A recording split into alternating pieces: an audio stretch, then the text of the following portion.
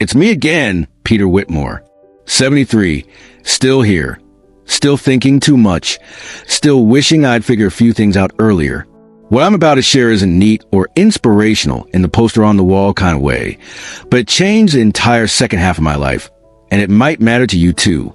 Back in 1991, I was 38, managing a hardware distribution warehouse outside Philadelphia. Ordinary job, ordinary car, packed lunches, little league on Saturdays. From the outside, my life looked fine. Inside, it felt hollow. Not dramatic, not a breakdown, just a quiet, constant sense that I was watching my life instead of living it. One evening, I sat in my truck after work, engine off, staring at the dashboard and thought, if the next 30 years feel like the last 10, I don't know how I'm going to do this. That realization scared me, not because I wanted to escape life, but because I had built one that looked right and felt empty. A few days later, I ran into a neighbor, Dwight Hobson, at a gas station. Retired schoolteacher, friendly but not a close friend. He looked at me and said, "You look like a man carrying a suitcase he forgot he picked up." Instead of explaining, he invited me fishing. I didn't even like fishing, but I went. That morning by Ridley Creek, coffee in hand, Dwight told me how retirement had erased him. For decades, he'd been Mr. Hobson, and when that ended, he had no idea who he was. No hobbies, no deep friendships outside work, no identity beyond being needed. He spent 2 angry years on his couch before realizing he'd built a career, but not a life. Standing there, I felt something shift. He was describing my future, and I was only 38. We kept fishing most Saturdays, rarely catching anything, but talking about everything. Dwight taught me the difference between filling a life and building one. I had filled mine with work, duty, and routines. Every hour productive, none of it truly mine. He asked what I did purely for enjoyment. I had no answer. That question haunted me.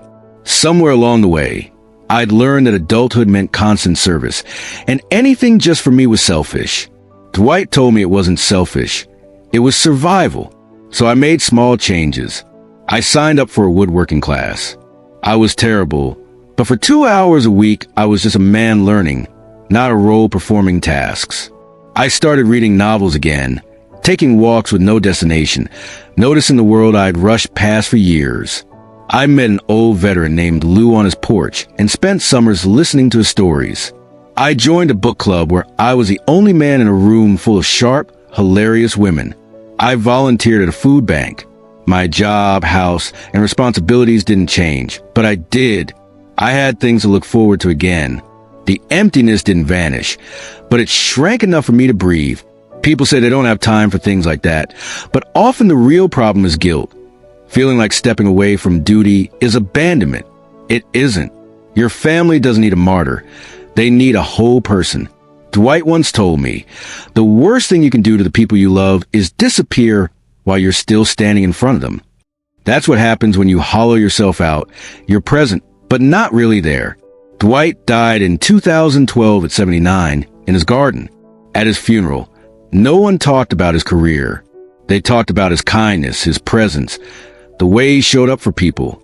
That's the kind of life I want now, not impressive on paper, but rich in connection. If something in this speaks to you, try one small thing you once loved and let it back in, even for 20 minutes. Not for achievement, not for anyone else. Just to remind yourself you're still here.